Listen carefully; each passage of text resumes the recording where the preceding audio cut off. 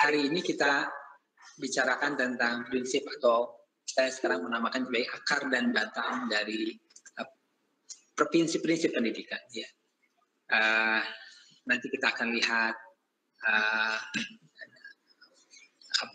presentasinya, tetapi memang penekanannya sekarang adalah pada bagaimana keluarga membangun pendidikan yang menyenangkan, pendidikan yang mengadapkan. Ya. Karena kita sangat bersyukur sebetulnya dengan adanya pandemi COVID ini yang bagaimanapun memaksa kita untuk melakukan hal yang bersifat penyesuaian atau adaptasi. Salah satu yang penting adalah adaptasi di bidang pendidikan. Bagaimana sekolah beradaptasi dan bagaimana juga rumah dengan tiba-tiba harus beradaptasi dengan suasana pendidikan. Tetapi fitrahnya, keniscayaannya sebetulnya memang rumah adalah madrasatul ula, ya, pendidik pertama. Jadi barangkali ini adalah sebuah koreksi besar dari Allah Subhanahu Wa Taala kepada kita semua yang mungkin sudah terlalu mengandalkan pendidikan pada sekolah atau lembaga formal dan melupakan pentingnya pendidikan di rumah kita masing-masing. Jadi ini adalah sebuah hikmah yang besar yang bisa kita dapatkan, kita ambil, mutiaranya kita ambil sebagai bagian pembelajaran dari masa-masa yang kita kenal sebagai masa sulit ini. Jadi kita sebetulnya optimis. Kita seharusnya menjadi tetap optimis menghadapi situasi ini karena hikmahnya yang sudah kita dapatkan. Antara lain adalah berkembangnya proses pendidikan yang memang sudah seharusnya ada di masing-masing keluarga. Nah, jadi orang sekolah dalam hal ini menjadi penunjang atau penyokong atau pendukung dari proses pembelajaran di keluarga. Kami kebetulan memiliki satu konsep sekolah interaktif di mana pada sejak awal kami gulirkan itu sekolah interaktif itu menghubungkan atau menginteraksikan atau saling hubungkan antara keluarga, sekolah dan masyarakat. Ya. Nah, marilah kita lihat slide-nya ya, yang sambil jalan kita akan diskusikan. Jadi sejak 2001 sekolah interaktif mengusung tema tentang keluarga sebagai pembentuk karakter. Kemudian sekolah sebagai pembangun ataupun pemberi kompeten atau semacam katakanlah melatihkan kompetensi, sementara masyarakat itu sebagai pembentuk karakter kepemimpinan. Jadi tiga komponen ini sudah sejak awal diakui. Kalau ketiganya bersinergi, maka akan muncul anak-anak kita yang pembelajar yang kita katakan sebagai mutafanin, pembelajar yang mutafanin, yaitu orang yang secara kapasitas terus mau belajar, kemudian dalam dalam sikap belajarnya itu menumbuhkan keahlian, ya, sambil juga mengetahui wawasan yang luas. Jadi seorang yang memiliki wawasan yang luas, generalis, tetapi juga memiliki kedalaman atau spesialis dalam bidang-bidang yang dia minati. Nah, ini yang tema yang ingin saya bawa, yaitu bagaimana keluarga itu menjadi keluarga yang menyenangkan dan keluarga yang menadapkan. Dalam pengertian bahwa keluarga menjadi madrasatul ula bagi anak-anak dan sebetulnya juga menjadi madrasah bagi orang tuanya, ya, bagi ayah dan ibu. Nanti kita tentu ada sesi diskusi, Bapak Ibu bisa menyampaikan gagasan dan pertanyaan atau menanggapi apa yang nanti saya sampaikan. Berikutnya. Nah, sebagai madrasah, ya, kita tahu sebetulnya bahwa keluarga sebagai madrasah.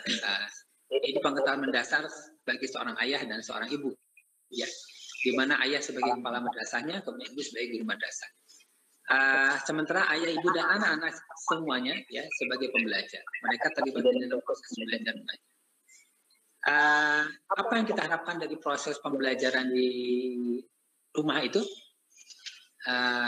Paling tidak ada 3 hal ya. Jadi outcome-nya, outcome dari pendidikan keluarga itu adalah pertama, anak bahagia dan bersyukur menjadi dirinya sendiri ya. Bahagia dan bersyukur menjadi dirinya sendiri. Itu bisa dikatakan sebagai karakter ya, jadi membangun karakter anak. Jadi anak yang bersyukur, yang bahagia itu dia akan teguh, akan kuat di dalam kepribadiannya, sehingga tidak mudah goyang atau tidak mudah terbawa arus yang tidak seharusnya. Ya. Kemudian yang kedua adalah bakat dan minat anak teraktualisasi. Itu anak punya kompetensi. Tidak setiap anak punya bakat dan minat, tetapi belum tentu sama untuk setiap anak. Bahkan di dalam satu keluarga belum tentu bakat dan minat anaknya sama. Jadi memang kemampuan ayah dan ibu adalah nanti tentu mengamati, mengobservasi sebetulnya pada titik mana anak-anak itu senang kalau beraktivitas tertentu ya. Suka, kemudian prestasinya bagus. Kemudian dia juga enjoy melakukannya ya. Nah, itu adalah menjadi akar bagi pembentukan kompetensi anak.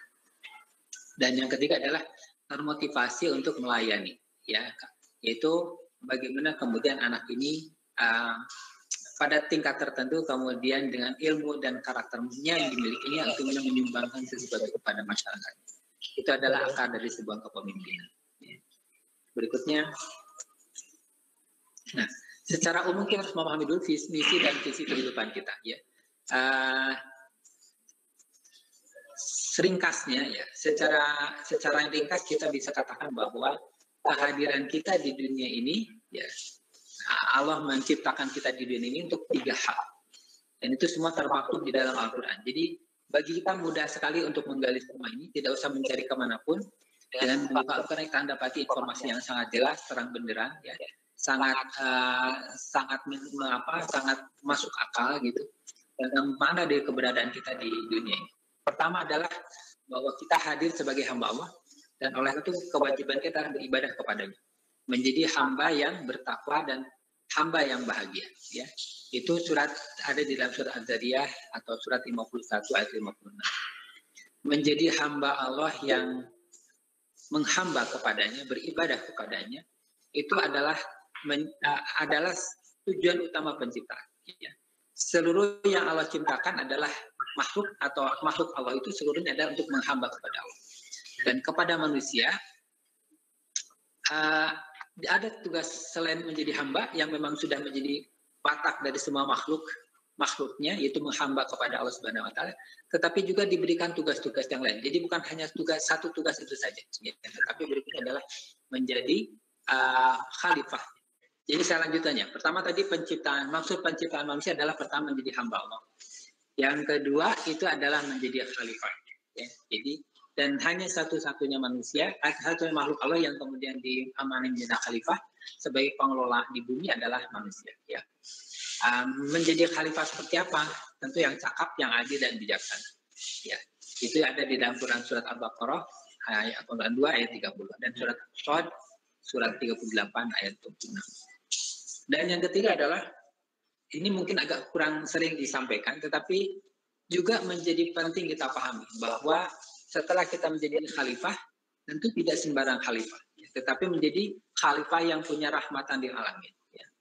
Itu juga termaktub di dalam Al-Quran surat Al-Anbiya ayat 107. Jadi ketika Rasul diutus sebagai rahmatan lil alamin, sesungguhnya juga kita sebagai mewarisi agama dan syariatnya juga menjadi rahmatan. Dengan sendirinya harus menjadi rahmatan. Ini menarik kalau kemudian kita bandingkan dengan ideologi yang sedang berkembang. Ya, jadi barangkali atau memang saya sudah bisa pastikan bahwa rahmatan lil alamin ini hanya dimiliki oleh ideologi atau katakanlah keyakinan Islam. Ya, Bapak Ibu bisa bandingkan itu dengan ideologi sosialis atau ideologi kapitalisme, sosialisme, itu pasti mereka tidak mengandung unsur rahmatan lil alamin. Mungkin mereka menjadi khalifah dalam pengertian menguasai mengelola bumi. Tapi apakah itu menjadi khalifah yang kemudian punya rahmatan? Nah, ini penting kita pahami bahwa sesungguhnya kehadiran kita adalah sebagai rahmat bagi alam semesta. Baik, itu saya kira 3 hal yang mengisi kehidupan, dan ketika kita menyadari ini, berarti kita harus tidak boleh lepas dari konsep pendidikan kita, tidak boleh lepas dari persoalan ketiga persoalan. Bagaimana menjadi hamba, bagaimana cakap di dalam mengelola, dan bagaimana punya kepemimpinan yang rahmatan di dalam. Berikutnya. Nah, ini yang saya disampaikan sebagai bahwa konsep awal sekolah interaktif itu memang sudah menyatukan, mengiriskan ya. Jadi 3 lingkaran subsistem pendidikan itu, yaitu keluarga, sekolah, dan masyarakat itu tidak boleh berdiri sendiri. Sekolah interaktif memimpikan bahwa unsur keluarga, sekolah, dan masyarakat itu menyatu di dalam satu konsep pendidikan. Ya. Oleh karena itu kemudian kami menamakannya sekolah interaktif. Jadi bagi sekolah interaktif gemilang yang paling tidak yang mengambil ada beberapa sekolah sebetulnya yang punya karakter sekolah interaktif, dan itu memang tersebar di berbagai kota, baik di Pulau Jawa ataupun di luar Pulau Jawa. Itu mensyaratkan bahwa hubungan antara orang tua dan sekolah itu harus nyaman, harus hangat, ya, harus saling memberi, ya, dan saling menerima. Dan itu pasti sesuatu yang harus terus-menerus dipelihara, dirawat. Tidak boleh kemudian keluarga ketika menitipkan anak-anak di sekolah kemudian hanya menerima hasil akhirnya di akhir bulan atau di akhir semester atau di akhir tahun pembelajaran. Tetapi selama proses berjalannya pendidikan di sekolah itu juga ada keterlibatan keluarga. Di sekolah-sekolah gemilang itu barangkali umum atau sudah menjadi kebiasaan bahwa di akhir pekan itu kita punya tugas akhir pekan, yang antara lain adalah tujuannya untuk mengkomunikasikan anak dan orang tua dalam kerangka untuk mengenalkan sekolah kepada keluarga, dan sebaiknya juga mengakrabkan keluarga dengan sekolah. Jadi di satu sisi setelah misalnya tugas akhir pekan itu dibuat oleh anak-anak, itu guru tahu ternyata komunikasi orang tua dan anak itu seperti ini, begitu akrab, begitu nyaman, mereka bisa berkomunikasi. Sebaliknya juga para orang tua menjadi tahu bahwa sebenarnya salah satu ide gagasan dari sekolah interaktif adalah bagaimana terhubungnya antara dua subsistem pendidikan ini secara positif, ya, sehingga terjadi sinergi dan saling menguatkan satu dan lain. Nah, keluarga itu sangat penting dalam membangun karakter anak, ya. Jadi kalau kemudian karakter diserahkan kepada sekolah, nggak akan pernah jadi. Sekolah sebaik apapun tidak mungkin bisa membangun karakter. Sementara itu, sekolah apa kalau begitu? Sekolah menanamkan atau memberikan keahlian atau kompetensi. Jadi kalau masalah matematika, masalah konsep berpikir, masalah penyadaran atau tentang insight, ya, tentang pencerahan, itu barangkali sekolah adalah punya kompetensi di situ. Nah, sementara dalam hal bagaimana pembiasaan, bagaimana keteladanan, itu pasti ada di rumah. Ya. Nah, masyarakat itu adalah bagian lainnya yang harus melatih anak di dalam hal kepemimpinan. Oleh karena di dalam program-program sekolah interaktif itu kegiatan seperti outing, homestay, kunjungan ataupun apapun yang kemudian bersinggungan dengan masyarakat itu menjadi program yang juga diutamakan. Karena disitulah anak-anak kemudian bermasyarakat dan kemudian membangun kemampuan kepemimpinan. Termasuk juga sebetulnya anak-anak harus bergaul dengan anak-anak di kampungnya atau di sekitar lingkungan keluarganya atau di lingkungan rumahnya. Karena dengan begitu ada proses kepemimpinan, ya. Anak-anak yang punya banyak bekal untuk memberikan sesuatu kepada teman-temannya di kampungnya atau di rumahnya, di sekitar rumahnya, itu dengan sini akan terlatih untuk memimpin karena dia punya bekal untuk itu. Ya. Jadi 3 hal ini, ya, dan sekolah interaktif sangat concern pada hal ini. bahwa sekarang kemudian bolanya ada di keluarga, saya kira ini adalah sebuah momentum yang luar biasa sebetulnya ya. Jadi tanpa dirancang oleh sekolah, ternyata kemudian keluarga punya peran yang sangat penting di dalam proses pendidikan. Ketika kita mengatakan pendidikan ada di keluarga, bagaimana pertanyaan itu barangkali adalah bagaimana melatihkan kompetensi di dalam keluarga atau di rumah. Nah, sebetulnya itulah yang sudah kita rancang ya. Jadi program-program yang kita rancang, terutama program matrikulasi yang sedang bergulir ini, itu antara lain adalah membangun kompetensi dengan para anak-anak tetap berada di rumah ya. Nah, bagaimana caranya?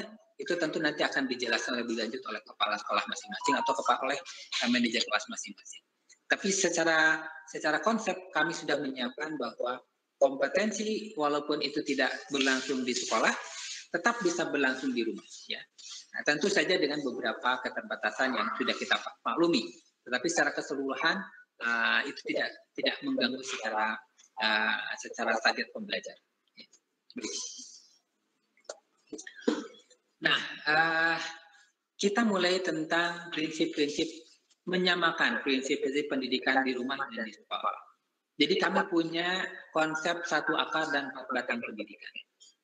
Ya, ini yang sudah kami sosialisasikan kepada guru-guru sehingga mereka paham bahwa di dalam pembelajaran itu ada hal yang tidak harus mereka terapkan di dalam pembelajaran di sekolah. Dan saya kira pada kesempatan ini ada baiknya saya sampaikan hal ini karena bagaimanapun kalau kita sudah memiliki akar yang sama, batang-batang yang sama, tentu itu akan memudahkan komunikasi kita dan menjadi konstruktif. Ya. Secara garis besar, saya ingin sampaikan bahwa akar yang kita sedang kuatkan adalah akar pendidikan yang kita kuatkan adalah tauhid. Ya. Nah, dari tauhid inilah kemudian tumbuh batang yang secara menurut kita sampaikan sebagai pertama adalah batang cinta, ya. Yang kedua batang adil dan ketiga batang kadar dan yang keempat adalah batang pan.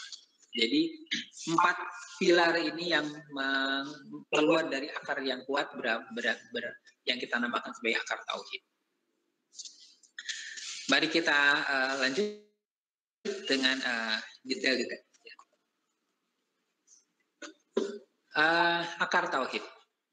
Tauhid ini penting kita pahami karena memang ada pertanyaan-pertanyaan mendasar yang perlu kita jawab dan perlu anak-anak jawab juga. Pertanyaan itu adalah misalnya dari mana kita datang? Ya.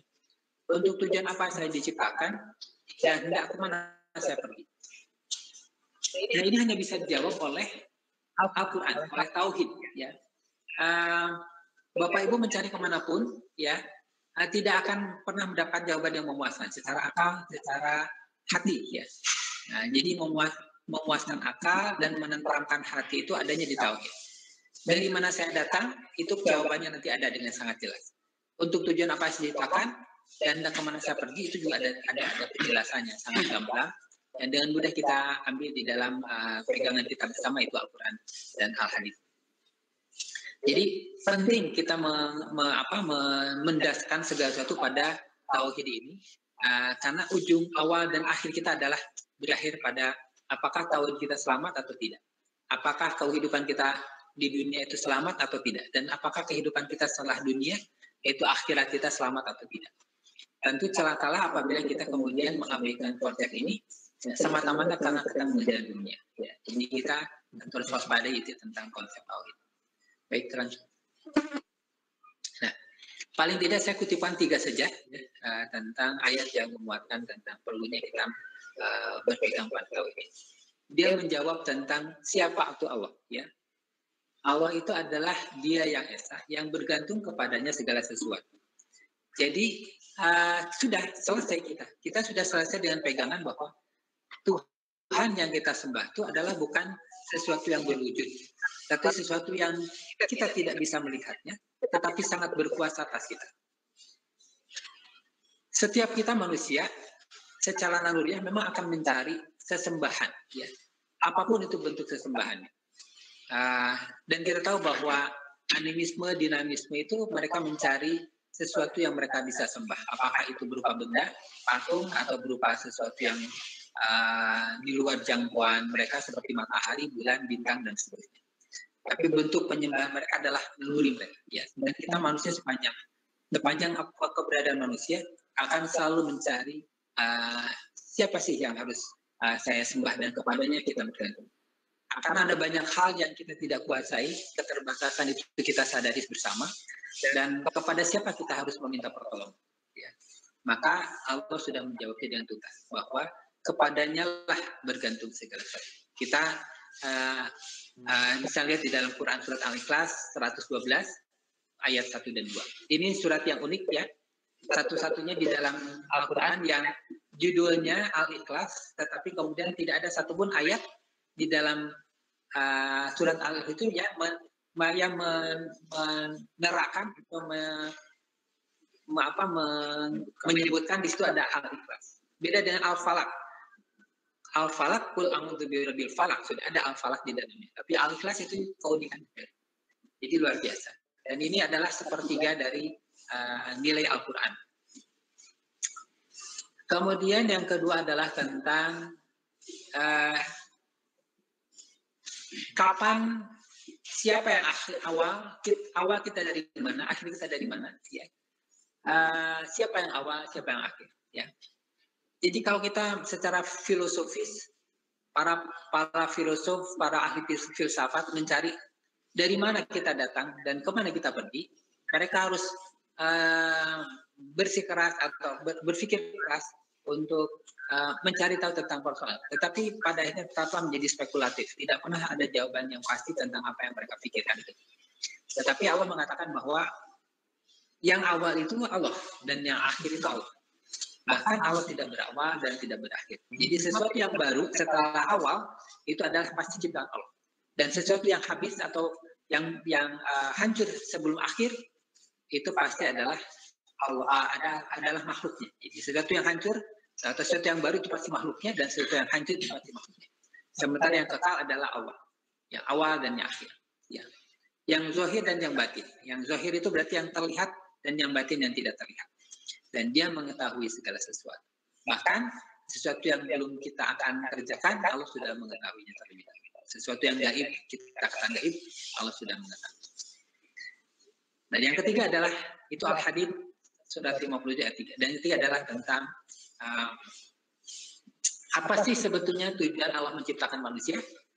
Nah, di sini jawaban Allah, dia yang menjadikan mati dan hidup supaya dia menguji kamu siapa yang di antaramu yang lebih baik amalnya. Jadi jawabannya selesai ya. Allah menciptakan kita untuk menjadikan kita beramal. Ya. Tujuannya adalah menjadikan kita orang-orang yang beramal. Beramal soleh, beramal yang sesuai dengan permintaan Allah. Karena sesungguhnya kitalah yang menjadi pelayan atau menyembah kepada Allah. Dan segala sesuatu yang dikerjakan oleh kita dalam rangka penghambaan kita kepada Allah. Dan tentu Allah yang memberikan petunjuk kita harus mengerjakan apa dan tidak boleh mengerjakan apa. Ya. Jadi sudah terselesai ya, tidak ada pertanyaan itu. Jadi pertanyaan filosofi sudah selesai dijawab Al-Quran, dan kita sudah tidak usah berkutat lagi di sana. Ya.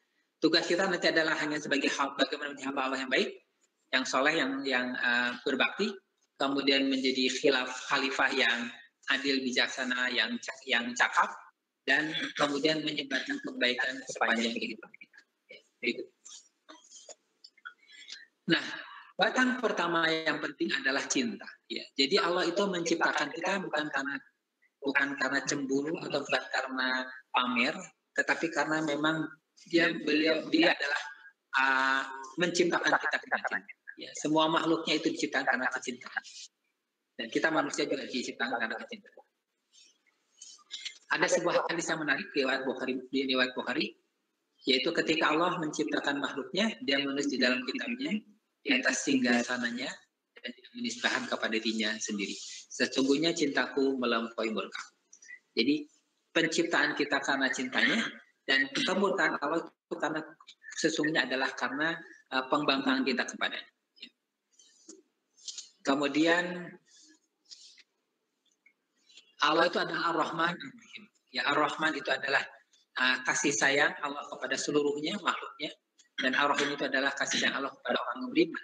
Jadi seluruhnya adalah kasih sayang, dan itu seringkali disebutkan oleh Allah di dalam ayat-ayatnya, dan hampir semua surat yang 114 surat itu, kecuali satu surat surat ke-9 itu selalu dimulai dengan Bismillah, dengan basmalah, Bismillahirrahmanirrahim. Ya.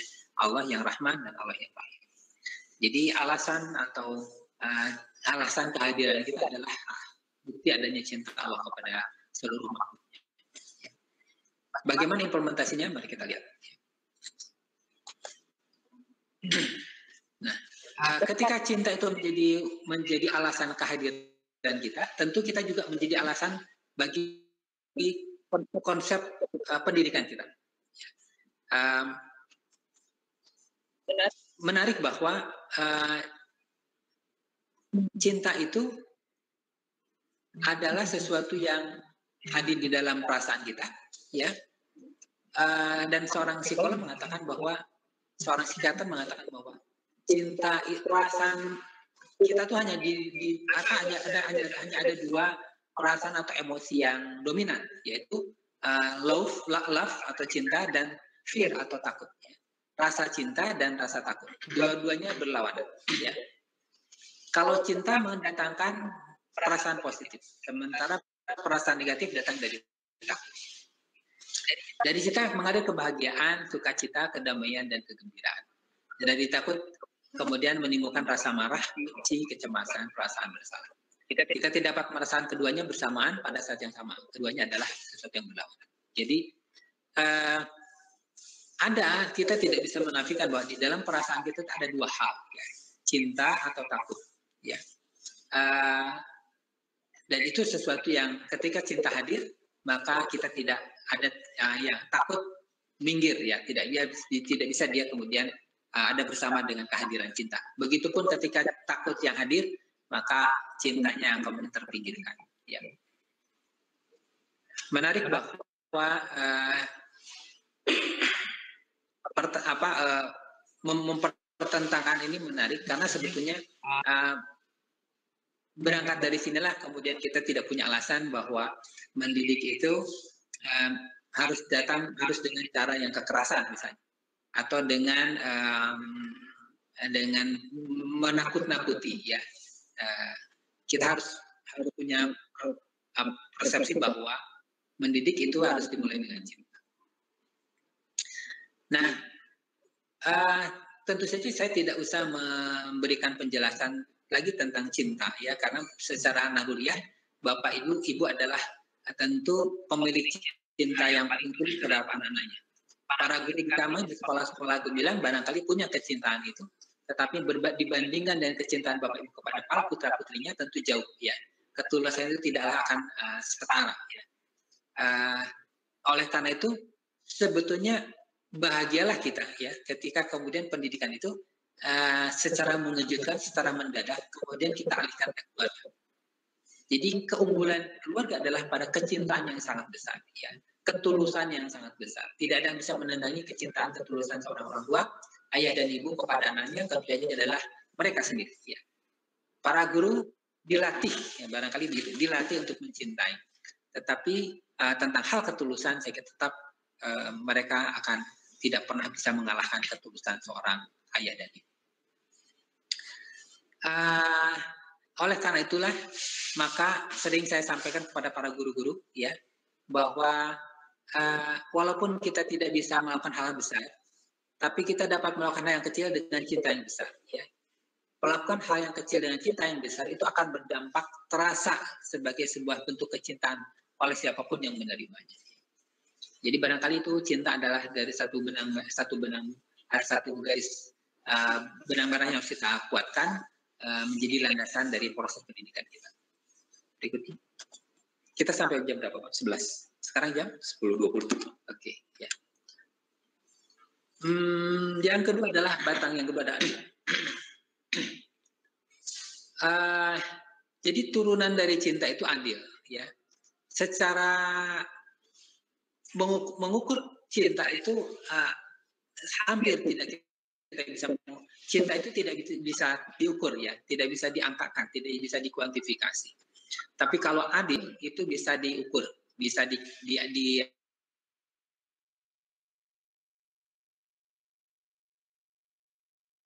dirasa diperlakukan tidak adil, kita bisa terus mengejar, mempertanyakan itu sampai kemudian penjelasannya itu menenteramkan kita, ya, dan kita berpikir oke, saya telah diperlukan adil. Jadi seseorang yang tidak diperlukan adil itu tidak bisa kita katakan itu karena cinta, ya. Jadi ketika seorang anak kita merasa kita tidak memerlukan adil, misalnya kita pilih kasih atau kita punya anak emas, sementara yang lain adalah anak loyang misalnya, ya. Nah itu pasti akan menimbulkan sebuah perseteruan di antara keluarga, ya. Dan kita tidak bisa katakan bahwa perbuatan itu adalah bentuk kecintaan kita. Nah, itu pasti tidak akan mempan, ya. Karena setiap orang ketika dia merasa dicintai, maka dia merasa diperlakukan adil. Jadi proses keadilan itu akan menentukan atau mengukur tingkat kecintaan kita, ya. Bapak Ibu yang memiliki lebih dari satu anak tentu bisa merasakan bahwa perlakuan yang adil tidak harus selalu sama, ya. Tetapi adil itu berarti bahwa menempatkan sesuatu pada tempatnya.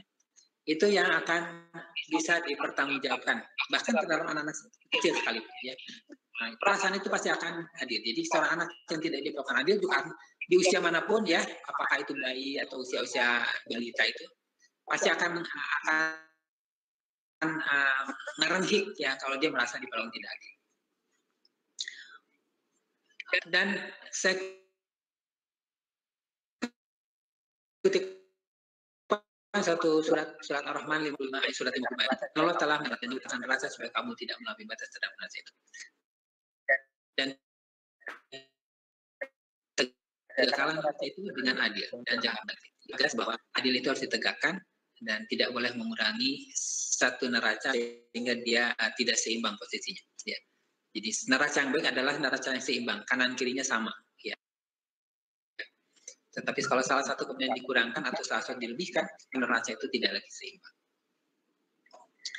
Adil adalah wilayah nalar, ya. Prinsip adil bekerja di bawah arahan cinta dan prinsip tauhid.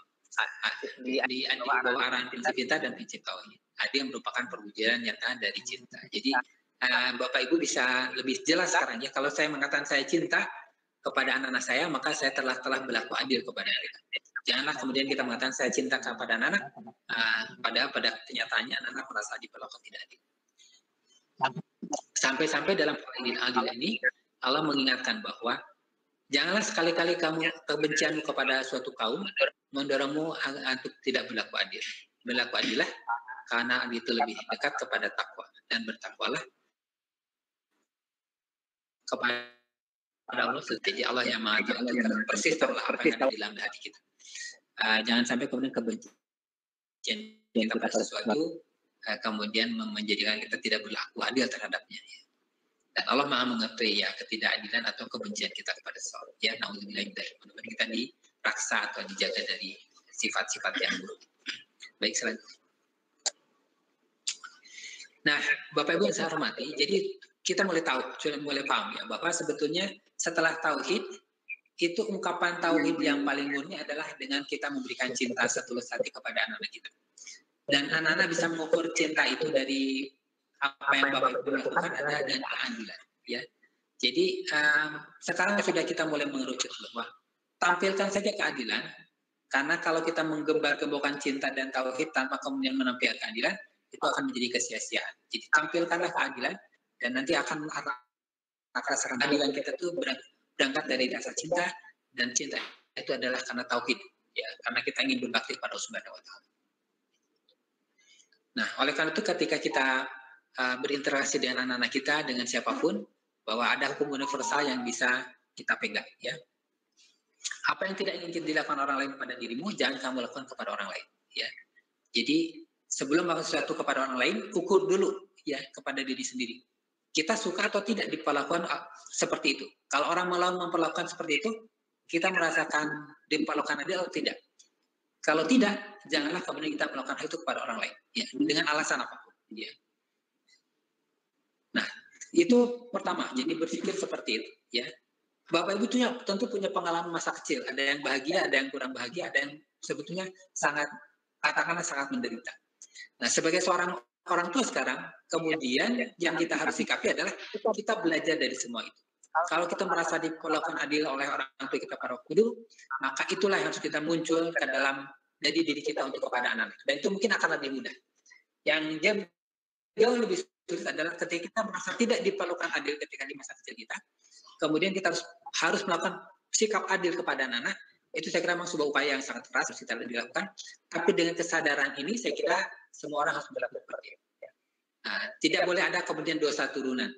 Kita diperlakukan buruk oleh orang tua misalnya, katakanlah, kemudian kita juga memperlakukan buruk atau melakukan hal yang sama kepada anak dengan alasan bahwa saya adalah seperti inilah anak orang tua saya mendidik sehingga saya seperti ini. Ya. Jadi kita harus sudah mulai secara dewasa ya mempertimbangkan hal semacam itu. Ukurannya sangat sederhana. Kalau kita tidak suka dulu diperlakukan kepada orang tua kita, janganlah kemudian kita melakukan kepada anak kita. Kemudian kalau sudah terjadi aksi reaksi, maka hukumnya berbunyi, berbalaslah sakit hati dengan keadilan dan balaslah keadilan dengan kebaikan dengan kebaikan. Jadi sakit hati tidak boleh dengan sakit hati lagi dibalasnya atau dengan dendam, tetapi dengan keadilan. Sementara kebaikan Allah menganjurkan balaslah dengan kebaikan yang sama atau yang lebih baik. Ya. Dan balasan suatu kejahatan adalah kejahatan yang serupa. Maka barang siapa yang memaafkan dan berbuat baik, maka pahalanya atas tanggungan Allah. Sesungguhnya dia tidak menyukai orang yang zalim. Ya. Jadi itu yang diingatkan Allah kepada kita. Ya. Jadi mudah-mudahan sudah pada titik ini Bapak Ibu memahami bahwa perlakuan adil adalah sebagai bentuk dari kasih sayang kita kepada anak-anak di dalam keluarga, dan itu adalah sebagai bukti tauhid kita kepada Allah Subhanahu wa taala. Berikutnya.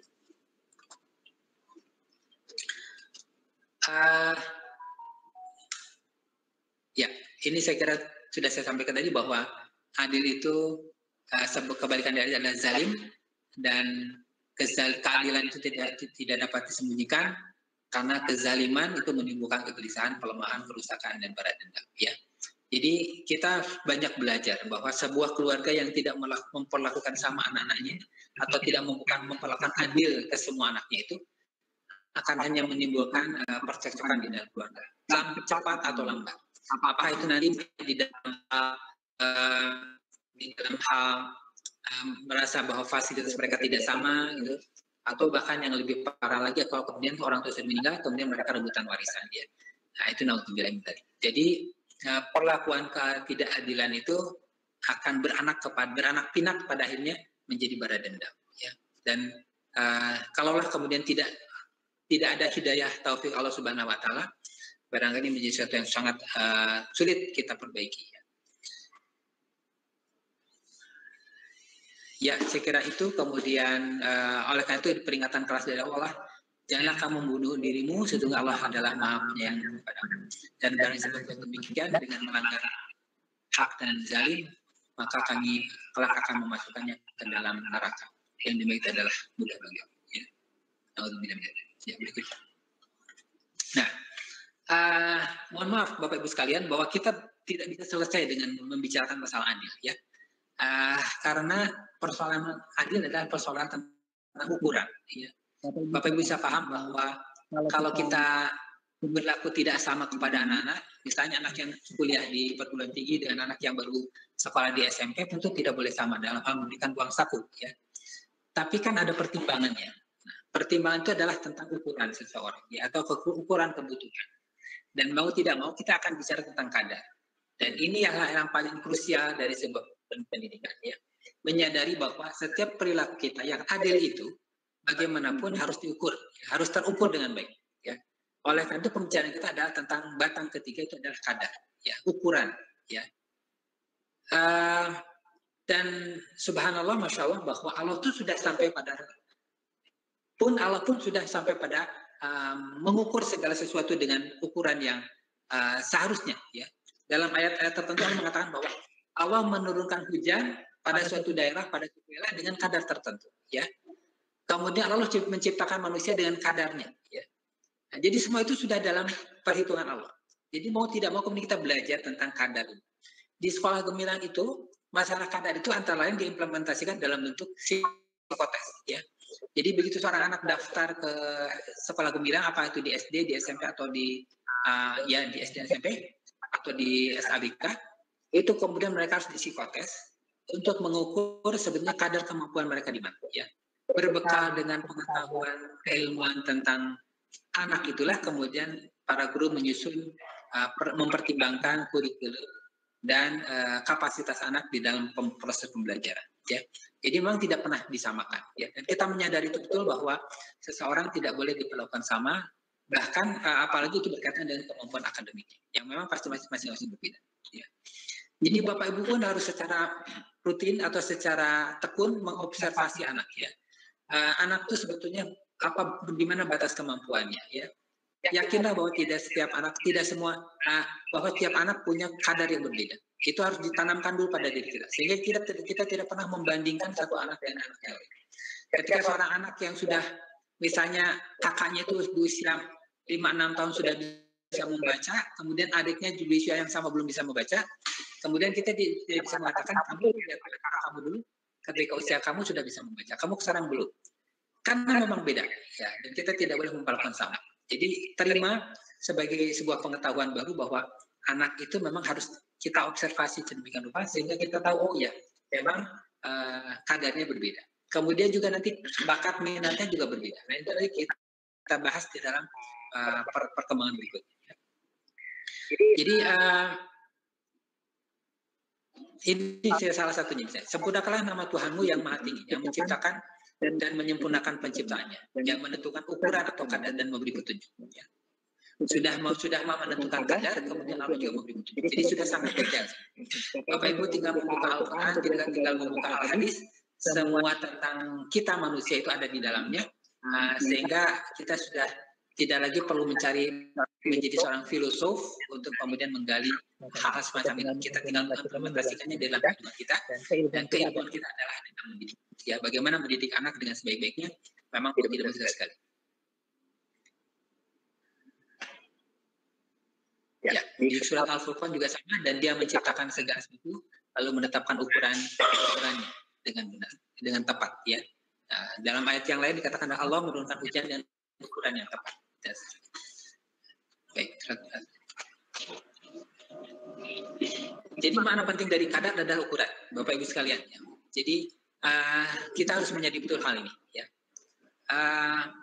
Dengan kata lain, dengan mengerti apa yang harus diukur dan bagaimana mengukurnya, masalah yang kompleks menjadi lebih sederhana.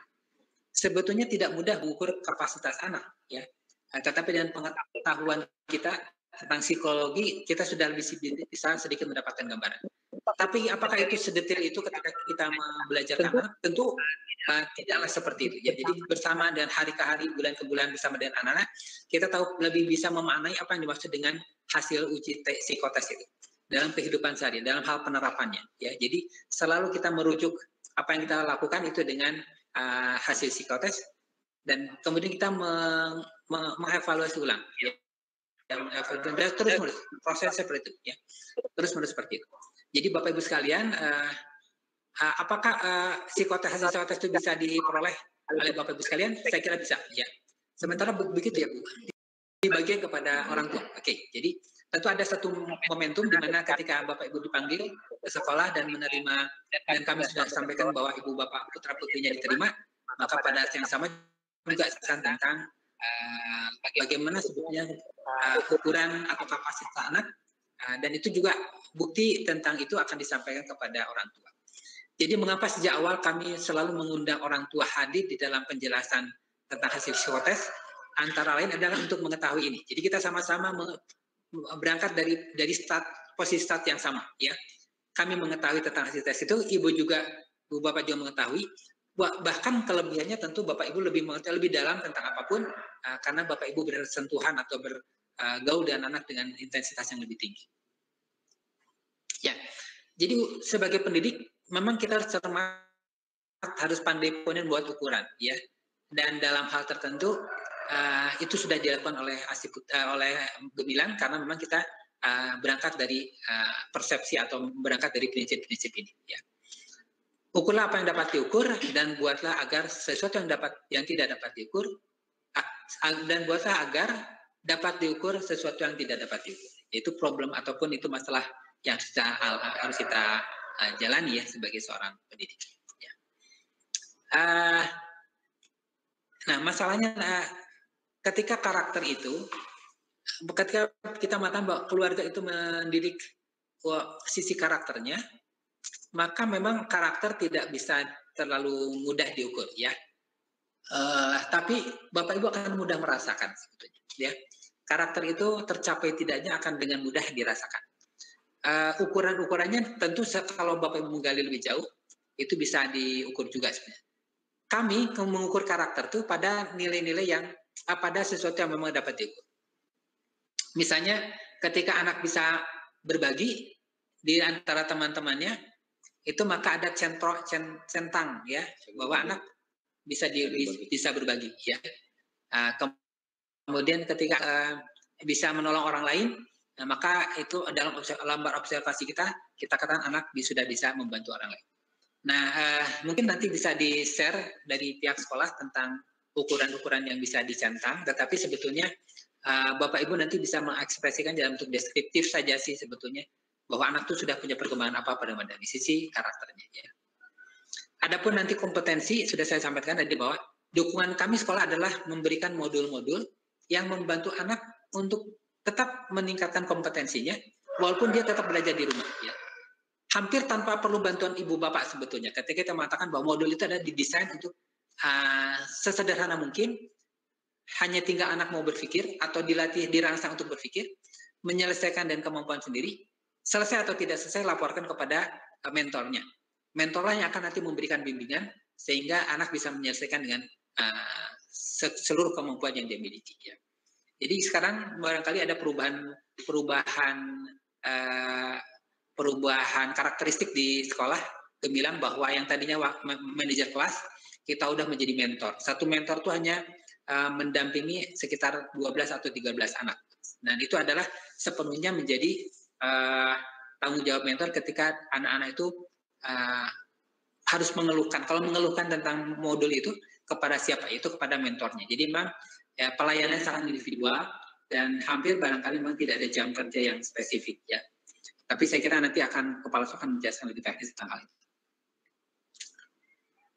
Modal dicipta untuk menyederhanakan realitas ya. Saya kira ini teknis ya. Berikutnya adalah silakan. Nah, setelah kita bicara tentang ukuran ya, pada hari ini kita menyadari bahwa upaya kita memang sangat terbatas ya. Upaya kita sangat terbatas dan sampailah kita pada kesadaran tentang kefanaan kita ya. Fana itu berarti adalah betapa kita punya banyak kelemahan dan kita kembalikan semuanya kepada Subhanahu wa taala. La haula wala quwwata illa billah. Ya. Ungkapan itu bukan sekadar bahwa kita menyerah, tidak. Ungkapan itu adalah sebuah ungkapan yang kalau di dalam manajemen dikatakan sebagai continuous improvement ya. Jadi perbaikan terus-menerus. Jadi evaluasi kemudian perbaikan itu dilakukan pada batang keempat yang kita namakan fana ini ya. Jadi semua pembelajaran yang kita sudah berikan kepada anak itu akan ada feedbacknya kepada kita, kemudian kita perbaiki, kita sempurnakan untuk kemudian kita mulai lagi dari awal lagi, terus seperti itu ya. Jadi proses continuous improvement itu terus kita lakukan sebagai bentuk-bentuk penyempurnaan dari apa yang kita ingin capai ya. Sehingga sebetulnya kuncinya adalah bahwa tidak seluruhnya kita ketahui, itu yang penting ya. Tetapi mengetahui bahwa kita tahu itu lebih penting lagi ya. Daripada kita mengatakan kita mengetahui semuanya, berarti ada sesuatu yang pasti akan luput dari kita. Atau kita mengatakan kita tahu kita tidak tahu bahwa kita tidak tahu ya. Yang lebih parah adalah kalau kita tidak tahu bahwa kita tidak tahu. Jadi dianggap bahwa kalau kita mengatakan kita tidak tahu bahwa kita tidak tahu adalah kita memang tidak sedang mencari tahu apa-apa yang harus kita perbaiki. Kalau kita tidak tahu apa yang kita tidak tahu, berarti kita sedang menyerah dan tidak berusaha untuk memperbaiki ketidakmampuan kita atau ketidaktahuan kita untuk menjadi kompetensi kita. Yang lebih baik adalah setelah itu kita mencari dan oh ya kalau begitu kita tahu bahwa ada sesuatu yang tidak kita tahu. Oleh karena itu kan kita cari solusinya seperti apa ke depan dengan mencari referensi baru atau mencari keilmuan baru dan seterusnya. Ya.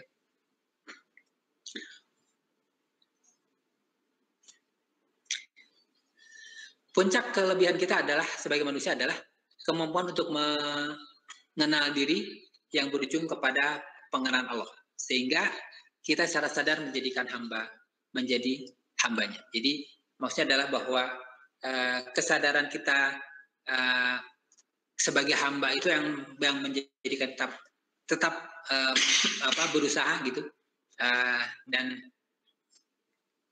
dengan lebih kita mengenal diri kita akan lebih mengenal Allah, bahwa Allah lah yang maha kuasa, maha mengetahui dan seterusnya, dan kita terus-menerus memperbaiki diri. Ya. Berikutnya,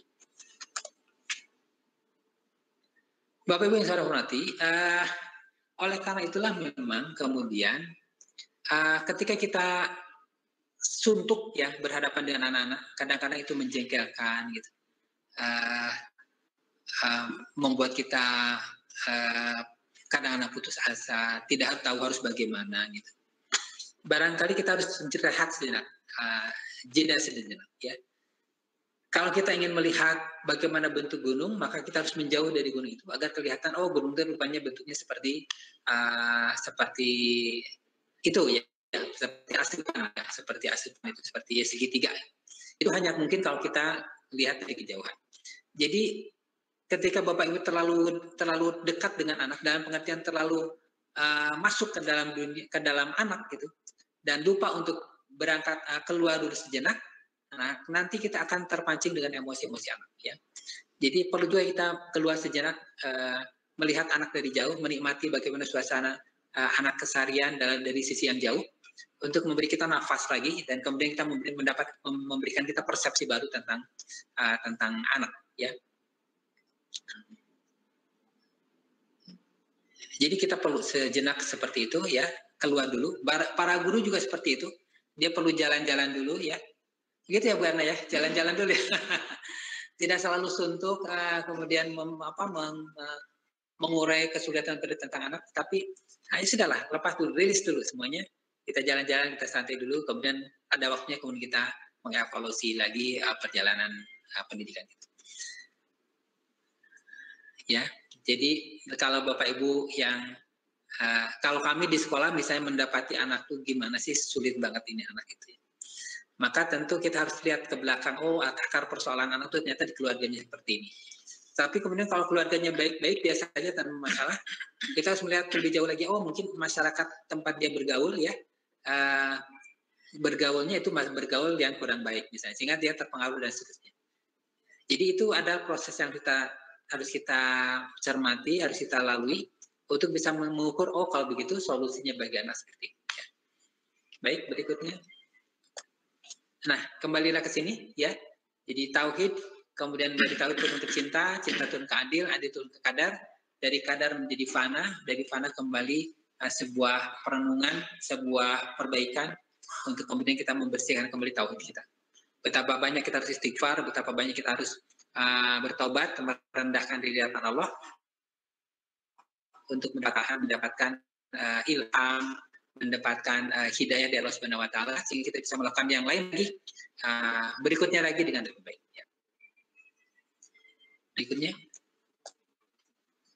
Nah, ini yang sering saya sampaikan kepada para guru ya. Jadi ada yang kita namakan sebagai hierarki kebutuhan Maslow ya.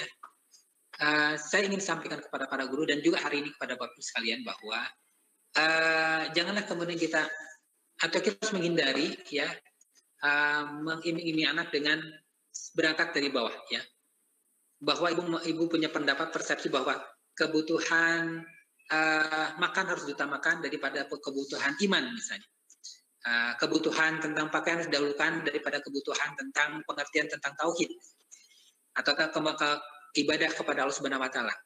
Jadi marilah kita balik situasinya ya. Pertama kita berikan rasa tauhid kepada Allah Subhanahu wa taala lewat proses transendensi itu. Kemudian dari situ kita gali kemampuan aktualisasi diri kita. Kemudian dari situ kita bangun rasa kepercayaan diri anak, ya. Dan dengan rasa percaya diri anak yang jadi itulah sebetulnya itu akan dengan sendirinya anak mengukur, oh ternyata kebutuhan sosial saya seperti ini, rasa aman saya cukup seperti ini, dan rasa lapar saya cukup ditutupi atau dipenuhi dengan makanan seperti ini. Itu semua akan terjadi dengan sendirinya ketika memang kita sudah pada level di mana dengan keimanan kepada Allah itu menimbulkan rasa syukur kita yang besar kepada Allah dan kepada diri sendiri, dan kita kemudian termotivasi untuk mengembangkan diri kita, ya. Sebagai penutup saya sampaikan bahwa itulah barangkali filosofi dari moto yang kita serukan kepada diri kita dan kepada anak. Jadilah dirimu nak dengan namanya, ya. Jadi namanya dulu kita dahulukan, kemudian jadilah anak percaya diri, menjadi diri, dan setelah itu semua persoalan ke bawahnya akan dengan sendirinya selesai. Mudah-mudahan itu juga akan Bapak Ibu teriakan atau selalu Bapak ungkapkan kepada anak-anak, jadilah dirimu nak dengan namanya, ya. Karena Bapak Ibu selalu menyampaikan sesuatu atas namanya, bahwa kami memberi makan kalian itu atas nama Allah, kalian memberi pakaian kepada kamu atas nama Allah, kalian belajar di sini atas nama Allah, dan seterusnya, sehingga anak mencukupkan diri dengan Allah, dan dia bersyukur bahwa dia hadir sebagai sebuah wakil Allah di bumi, dan untuk itu dia kemudian bertugas untuk menjadi khalifah yang adil dan bijaksana.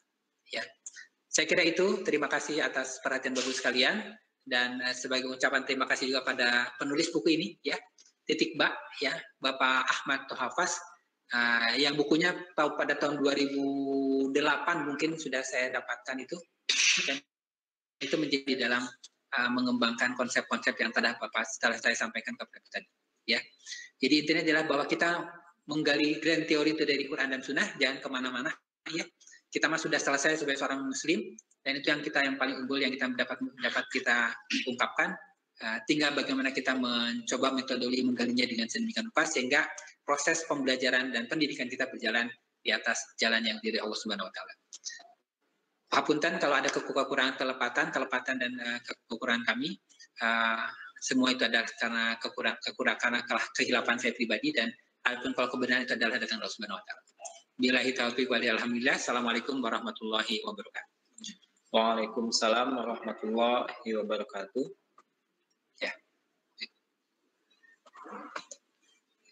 Ya, terima kasih Pak Edi sebagai narasumber kita di sesi kedua. Alhamdulillah Bapak Ibu, kita sudah mungkin masuk ke penghujung, namun sebelumnya adalah kami memberikan kesempatan Bapak Ibu untuk menyampaikan pertanyaan. Kita punya 10 menit, barangkali ada pertanyaan yang ingin disampaikan.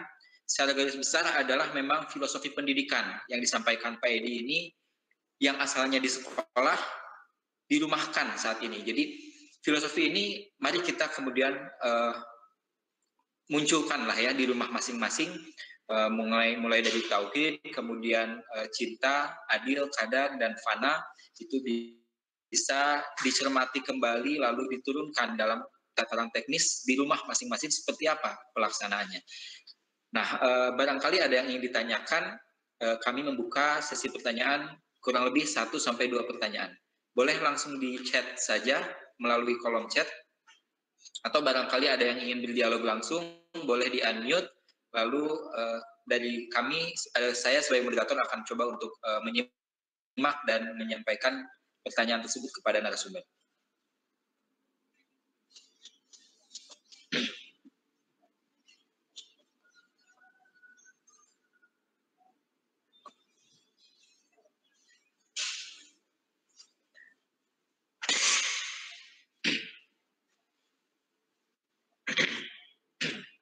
Baik, terima kasih Bu Meinar Rahmawati. Ada sebuah pertanyaan Pak Edi dari Bu Meinar. Pertanyaannya adalah, apakah ada metode khusus yang disarankan untuk continuous improvement perkembangan anak di rumah? Silakan Pak Edi. Ya.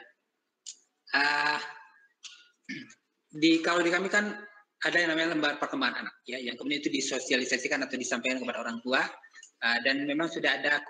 Jadi berangkat dari kurikulum dulu, ya, kurikulum sederhana sebetulnya. Kurikulum kita itu kan sederhana sekali. Bapak Ibu kalau melihat buku panduan Gemilang itu ada 5 aspek: cager, bager, benar, pintar, singkat. Itu sudah ada aspeknya. Tapi kalau mau memerlukan lebih detail tentang aspek ini nanti kita bisa koordinasi dengan masing-masing kepala sekolah ya. Jadi ukuran-ukuran itu ada ya. Kita sudah buatkan itu dan itu bisa diterapkan juga di rumah, terutama dalam hal karakter ya Bu ya. Dan kemudian jangan lupa tiap 3 bulan kita akan mendapatkan apa yang kita namakan sebagai parent teacher PTI, parent teacher interview ya. Jadi Bapak Ibu akan, walaupun mungkin nanti webinar dalam bentuk baiknya sih hadir ya, baiknya hadir. Jadi kita bertemu setelah tidak protokol kesehatan bisa tetap kita terapkan. Jadi 3 bulan nanti kita ketemu untuk membicarakan perkembangan anak dari tinjauan Bapak dan dari tinjauan kami ya. Walaupun sebenarnya lebih banyak anak-anak berada di rumah, tapi itu tentu menjadi informasi yang menarik. Nah, bagaimana Bapak Ibu mengukurnya itu nanti akan ada semacam toolsnya ya, toolsnya dari kami untuk kami sampaikan ya. Tapi sederhana, cager, bager, benar, pintar, singkat. Kalau cagernya itu berarti nanti aktivitasnya seperti apa, kemudian berat badan, tinggi badan, diukur dan seterusnya itu nanti ada laporannya. Dari situ kita analisis sebenarnya perkembangan seperti apa.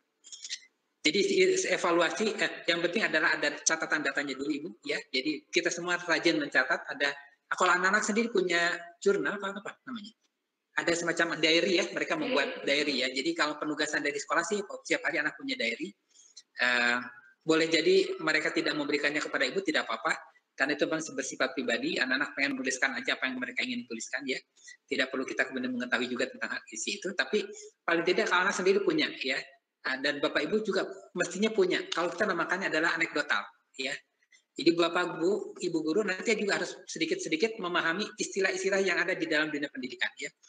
Anekdotal itu apa? Itu catatan pribadi kita tentang apa yang terjadi yang menjadi kejadian istimewa pada hari itu, ya. Boleh jadi ada, boleh jadi tidak. Tapi sebagai sebuah bentuk apa ya? Apalagi Bapak Ibu kan hanya mengamati 1-2 anak di dalam rumah.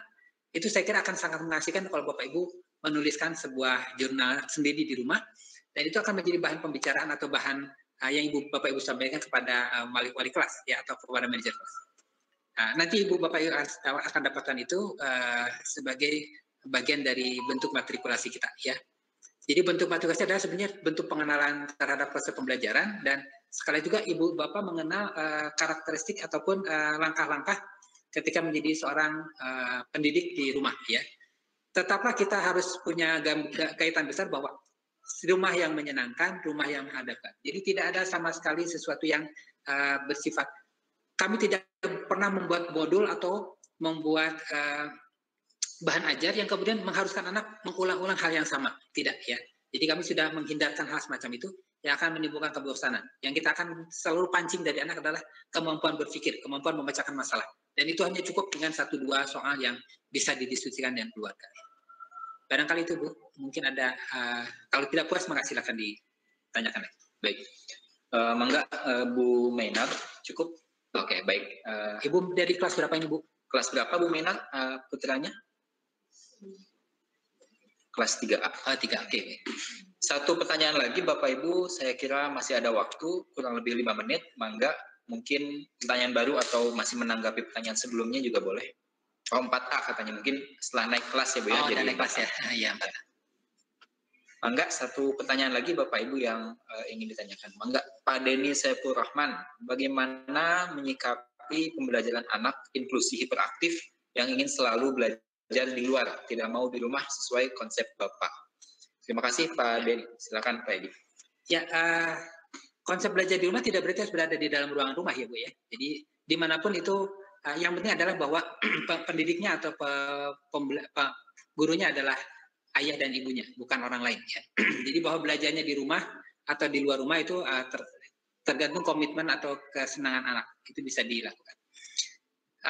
Bahkan semua kebiasaan itu adalah pembelajaran. Jadi saya ingin menyampaikan bahwa kalau Bapak Ibu misalnya berjalan-jalan keluar, ya kemanapun itu misalnya sedang keliling bersama dengan anak-anak untuk sebuah perjalanan, apakah yang perlu keluar kota di dalam kota, mungkin ada baiknya Bapak Ibu selalu sebelum kalau itu sudah masuk waktu sholat gitu ya, mungkin ada baiknya membiasakan bahwa sebelum masuk rumah tuh selesaikan dulu sholatnya bersama anak-anak di masjid ya.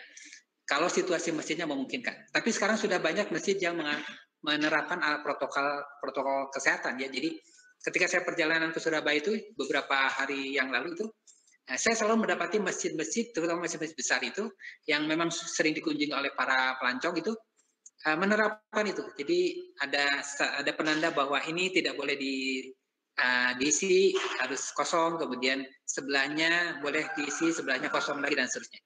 Kemudian setiap masjid sudah ada sabun untuk jadi sebelum apa-apa harus cuci tangan dulu, kemudian baru masuk ke dalam masjid, kemudian berwudu dan seterusnya. Jadi ini adalah sebuah pembiasaan yang akan tertanam pada anak-anak ya, bahwa ketika anak kemanapun itu akan terkait dengan masjid, terkait dengan sholat ya. Dan karena kita memang sudah membiasakan. Jadi proses sebelum masuk rumah dari sebuah perjalanan, nyimpang ke masjid gitu. Dan lakukan sholat dulu. Dalam kaitannya sholat wajib ya. Jadi kalau memang ada waktu sholat wajib yang belum kita kerjakan sebelum sampai ke rumah, nyimpanglah ke sebuah masjid, kemudian kita lakukan sholat bersama, berjamaah bersama anak-anak. Itu sebuah proses pembelajaran yang berkaitan dengan karakter anak, membangun keimanan, ketauhidan kepada Allah Subhanahu wa taala lewat perilaku keteladanan kita ya. Jadi begitu Pak ya. Jadi tidak harus selalu berada di rumah. Tentang hiperaktif, tentang hiperaktif tentang hiperaktif. Jadi sebetulnya nanti ada sesi menarik dari Bu Inopiati tentang bagaimana rumah sebagai bentuk terapi terbaik ya. Rumah dalam pengertian Bapak Ibu ya. Jadi seperti yang tadi saya sampaikan, rumah tidak selalu dalam pengertian berada di dalam rumah, dalam kotak rumah, tidak ya. Tapi sebagai sebuah proses pembelajaran yang dilakukan oleh Bapak Ibu sekalian. Jadi proses terapi hiperaktivitas misalnya, itu kan sebetulnya karena memang mereka punya energi yang cukup besar yang harus mereka salurkan ya. Kalau sudah capek, pasti tidak akan terlalu banyak bergerak. Jadi kalau begitu syaratnya adalah Bapak Ibu olahraga dulu 20 berapa menit Bu Nina? Kalau kita mau menghabiskan nanti anak berapa lama ya? 30 menit bergerak. Oke, 30 menit buat olahraga, jalan-jalan lagi-lagi sekitar rumahan itu. Nah, kalau sudah capek baru kemudian proses pembelajar yang lain ya, tapi kan selama kemudian Bapak Ibu menemani anak-anak olahraga itu pasti juga ada banyak pembicaraan, banyak pengetahuan yang bisa saling dibagikan gitu. Itu aja sih, kalau sudah hiperaktif, capekkan aja dulu anak, kemudian baru nanti belajar ya. Dan proses itu kalau setiap hari dilakukan, itu tidak mungkin dilakukan di sekolah setiap hari seperti itu ya. Karena banyak program yang tidak. Tapi kalau di rumah dengan keluasan waktu, Bapak Ibu bisa melakukan secara sangat leluasa ya. Terima kasih.